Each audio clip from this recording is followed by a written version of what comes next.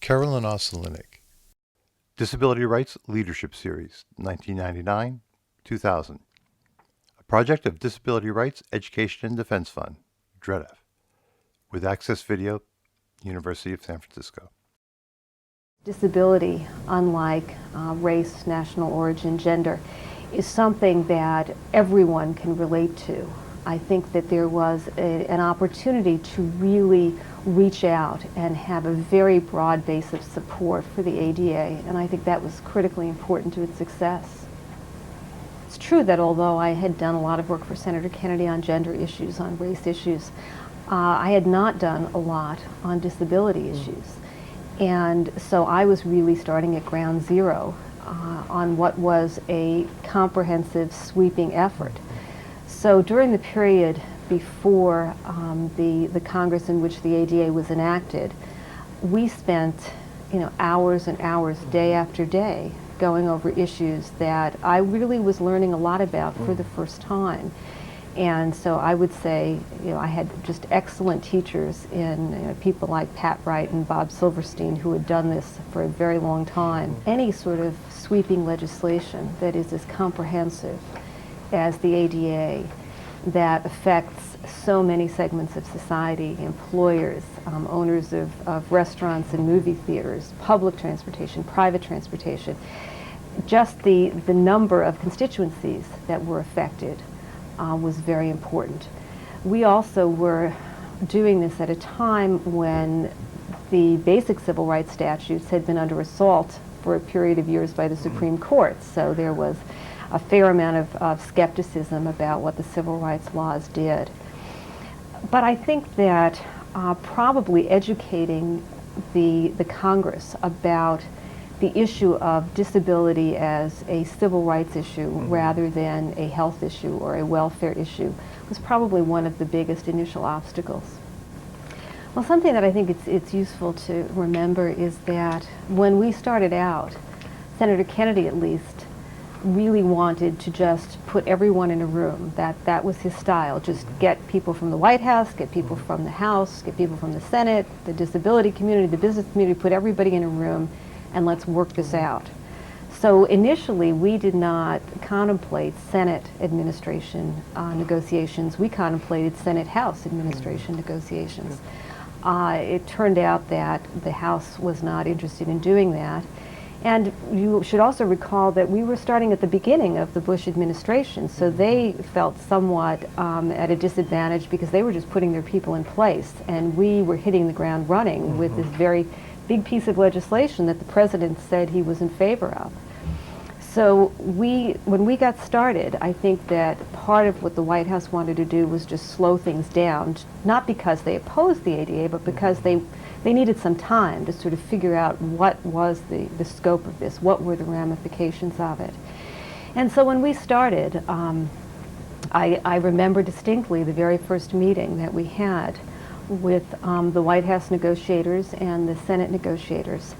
And it had been our hope that we would be able to have interested parties involved in the negotiations. So it was our desire to have representatives of the disability community participate, at least as observers in the negotiations.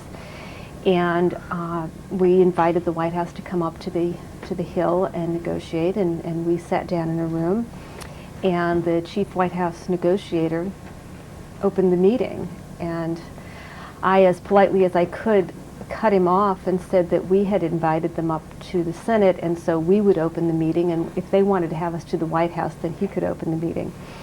And that was sort of the kickoff of our negotiations.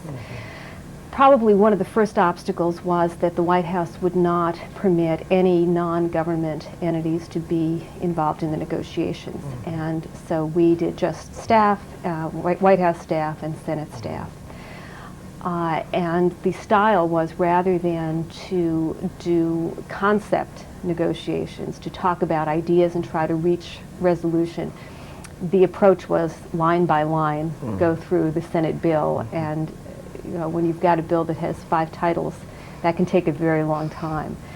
But we did it, and we spent many, many hours, many, many days going line by line and resolving questions. And There you had a lot of technical explaining, because I think that many of the people in the room, including myself, were not nearly as steeped in some of the facts of disability as the community activists. And Bob Silverstein and I were sort of a tag team, because Bob was the expert. And so he was the one that was able to answer all of the nitty-gritty questions, whereas I was sort of the more generalist, pound the table side of the team.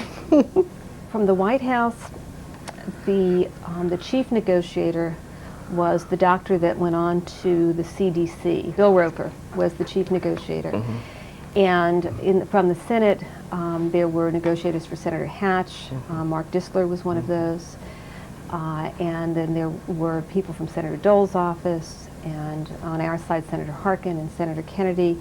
And at various times, people came in and out during our meeting. There was some concern at the highest levels in the White House that the ADA would require truly ridiculous and burdensome measures to be taken by business. And those issues, at one point ended up being resolved between Senator Kennedy and Chief of Staff John Sununu. I think that John Sununu was concerned that this was a very sweeping piece of legislation, and I have no doubt that, as happens in any legislative process, there were some constituents that I'll just call generally anti-government constituents who were coming up with, a parade of horribles that would come to pass if the ADA were enacted. And so that was part of what we tried to deal with in these negotiations. And at one point, Senator Kennedy and I actually went to the White House and met with John Sununu. And one of the examples that he gave to Senator Kennedy as to why he was concerned about this legislation is that in the mountains of New Hampshire, ski lifts would be required to be wheelchair accessible. And so Senator Kennedy sort of set him straight on that. Opponents of civil rights legislation always tend to come up with the most ridiculous or burdensome or counterproductive examples that they can to try and infect the entire legislation. And so when the dust settled, John Sununu had some other issues that he really did care about, such as the issues of shopping centers and how large a shopping center, or how many stores you had to have, or how many floors you had to have before you'd have to put in an elevator.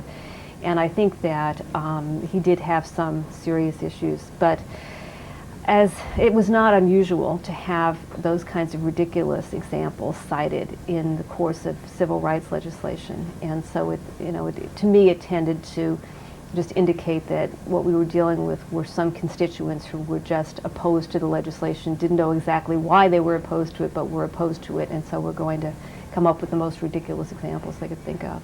And again, I think in terms of the likelihood of success, I think that President Bush's commitment to this process had a lot to do with that.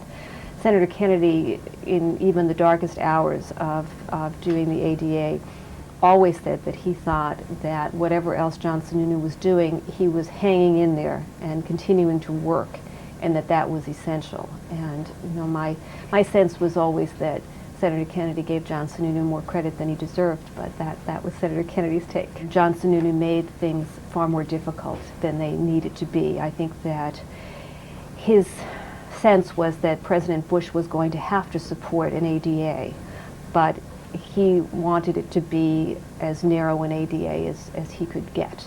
As I mentioned earlier, we had hoped, Senator Kennedy had hoped, that we would be able to deal with the House issues, Senate issues, and White House issues all at once, and that didn't work.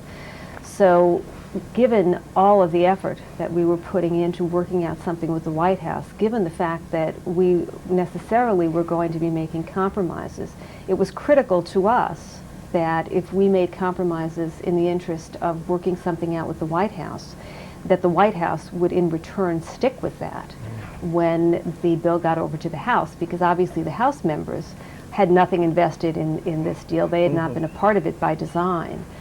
And so that, understandably, to us, was a critical element of working with the White House. The White House didn't see it that way. and that meeting occurred shortly before the 4th of July weekend. And over that weekend, Senator Kennedy tracked me down while I was traveling to say that John Sununu had tracked him down while he was traveling and gave him the message that we could make a lot of progress on the ADA if you would just get Osolinik out of it because she makes unreasonable demands. Kennedy chuckled at that. It was certainly about the best thing for me that John Sununu could have said to Kennedy. And eventually we did get the White House to come around to that approach, which was critical to being able to work something out with them in good faith. Something that I think made the time that I was on the Hill so wonderful, and made working on the ADA in particular so wonderful, is that these are issues that really matter. They matter to real people. And it makes it possible to work endless hours and to be as tough as it takes in order to get things done. And I think Senator Kennedy has always done that, and I think it has enabled him to accomplish an enormous amount. And so working in that office, working with him, really was an inspiration. And working with the disability activists was an incredible inspiration, because these provisions, these compromises, were going to have real effects. And Pat is the master of being able to demonstrate that. We were drawing to the point of going to the Senate floor and wanting to finish the committee process and needing to have a deal. And we had a couple of very important issues that were still outstanding, having to do with how broad the coverage of the bill was going to be, what kind of penalties there were going to be for noncompliance. These were very key issues. They were, as we say in Hill parlance, member issues. And we had to get them resolved. And it was not immediately clear how we were going to do that. The White House had designated Attorney General Thornburg as their chief negotiator in the last hours there to get to a final package. And Senator Kennedy, as chairman of the committee, and Senator Harkin and the AG had to work something out. And right up until we got that done, it was not at all clear that this was going to go. As one might expect, we gave a little on something, they gave a little on something, and I remember, one conference call that Senator Kennedy made from the cloakroom next to the Senate floor, where he had the list of 4 things that were left, and he had to pick up the phone and call Thornburg and say who was going to get which one and which way it was going to go. And he did that, and shortly thereafter heard back from Thornburg that that was okay. I think that so much work had been done on so many of these issues, and that the White House risked at that point being cast in the role of delaying and attempting to derail. And as we know, the disability community was more than willing to make that point if need be. That I think there was just enough outside pressure, and what we were asking for in the legislation at that point, these issues were important enough and we'd made the case strongly enough that I think they were ready to move on.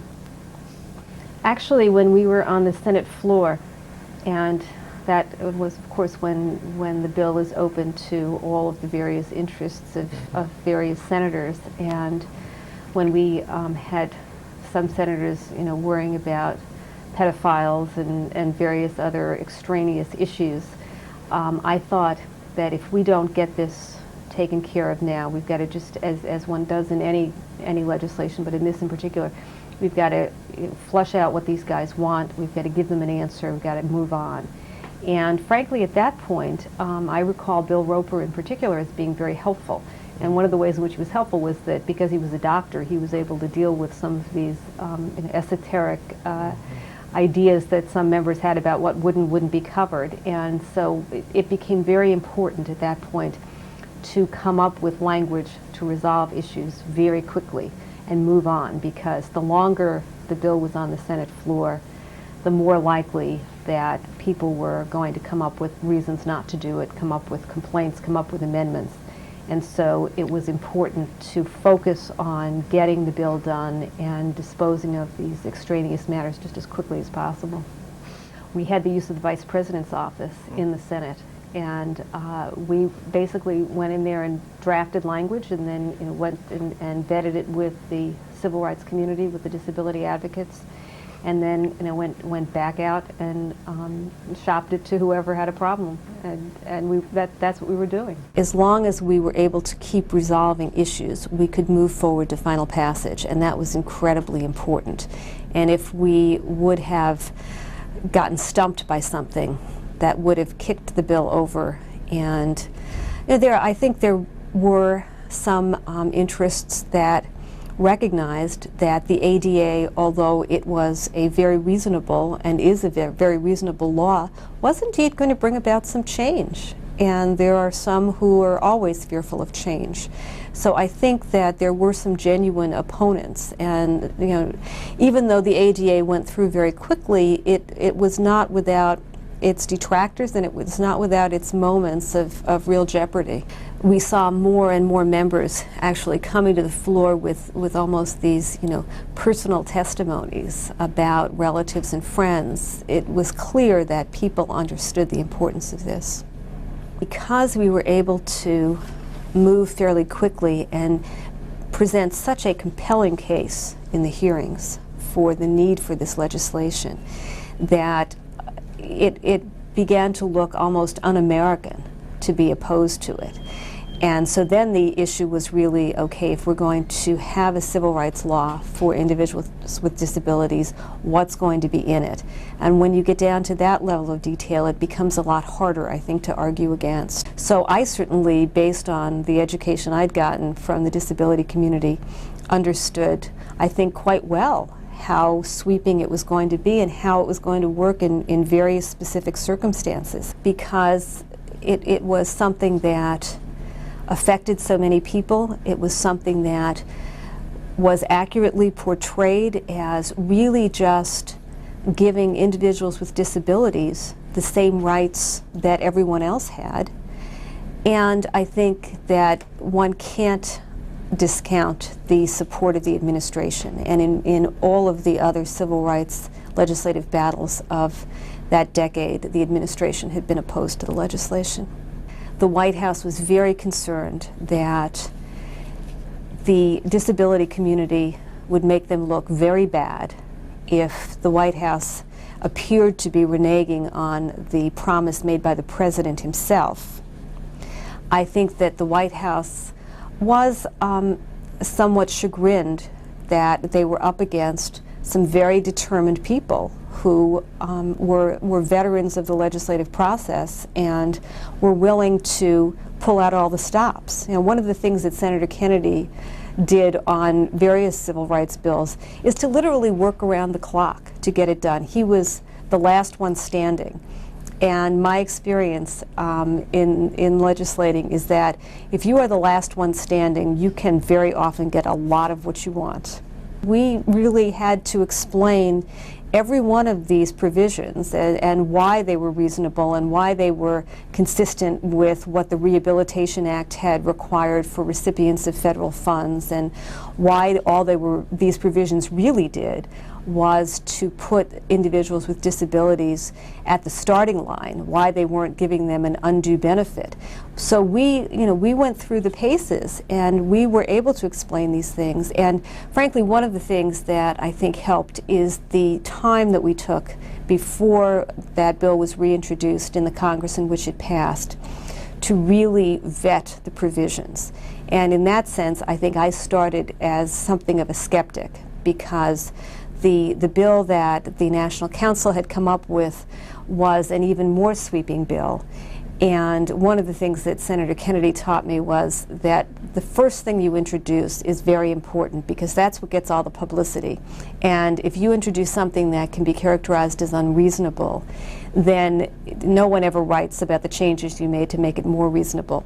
So we did a lot of work on that bill before it was reintroduced to make it a very reasonable bill that was still extremely tough. So we were able to defend every single thing that was in there. And we had to. The help that we got from within the administration, probably not necessarily with complete knowledge of all of the administration officials, was very important. There were career staffers in the Justice Department that were extremely helpful to us in helping us to understand what were the real concerns of the administration, and that helped us in the legislative process. I think that Senator Kennedy's personal involvement and Senator Harkin's personal involvement was extremely important. You know, there were various moments when, when Kennedy, for example, was summoned to go to the White House and meet with John Sununu. I think that Kennedy made it clear that he wasn't backing down on any of this, and if John Sununu had something real, he would deal with it. But if it was accessible ski lifts, he wasn't going to deal with it.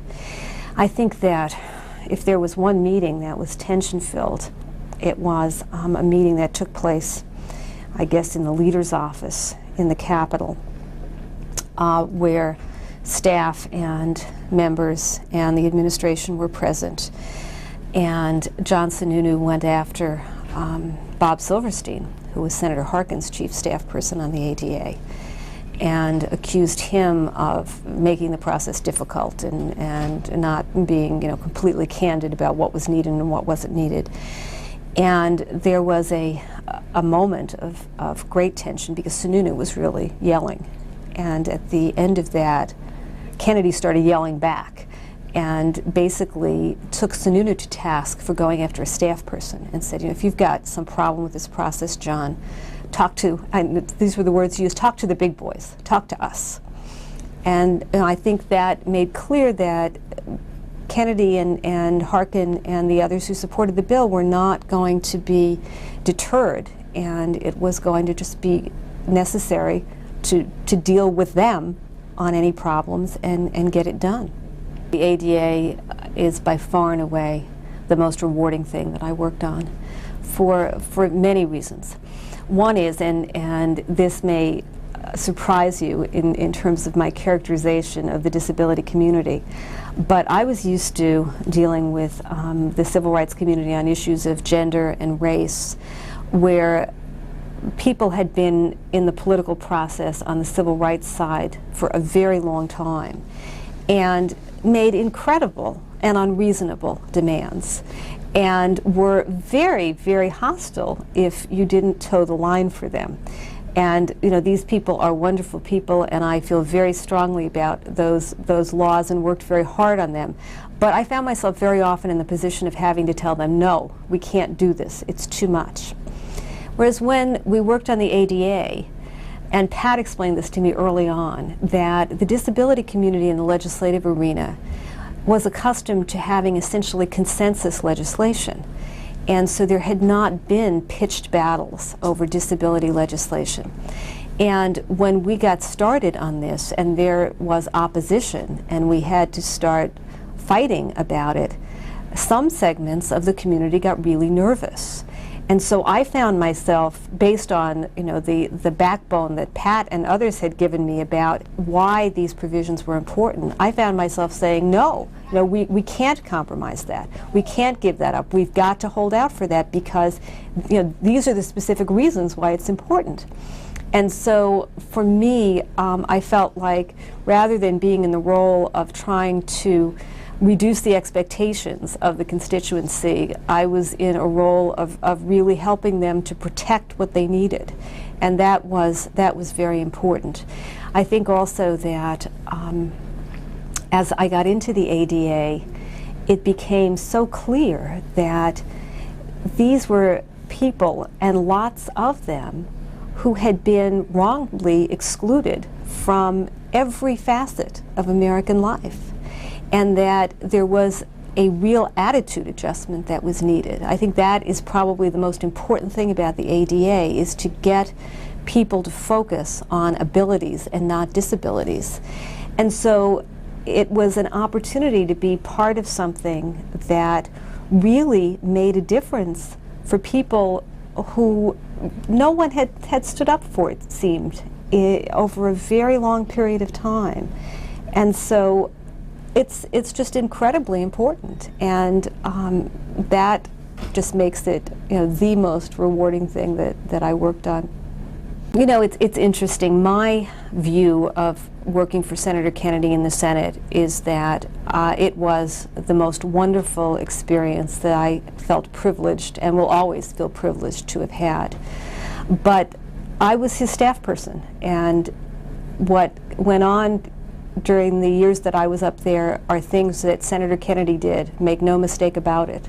So I don't think that legacy is really an issue for me. One of the best pictures I have is the picture in my office of my son, who was then 5, and Senator Kennedy at the signing ceremony for the ADA. My son understood that, and he understood what it was about. And that's very precious to me. Disability Rights Leadership Series, 1999-2000. Producer, Phyllis Ward, Access Video. Interviewers, Phyllis Ward and Mary Lou Breslin. Post-production, editing, captions, audio description, Dave Newell. Stewardship, promotion, distribution, Disability Rights Education and Defense Fund, Mary Lou Breslin, Susan Henderson. Special thanks goes to both the sung and the unsung heroes who worked tirelessly to make the Americans with Disabilities Act a reality. The Disability Rights Leadership Series owes a debt of gratitude to the individuals who agreed to be interviewed and without whose passion and dedication the ADA would not have become law. The series would not have come about without the vision of Pat Wright, longtime Director of Governmental Affairs for DREDF, and Arlene Mayerson, DREDF's directing attorney, who conceptualized the series and the interview themes. Thanks goes to the University of San Francisco for sponsoring the project that included the Disability Rights Leadership Series, and the Bancroft Library, University of California, Berkeley, for accepting an archival copy of the unedited interviews and providing a safe and permanent home for the collection. The series would not have been possible without funding from the National Institute on Disability, Independent Living, and Rehabilitation Research. A list of the interviewees and links to their interviews can be found at dredf.org. 2015.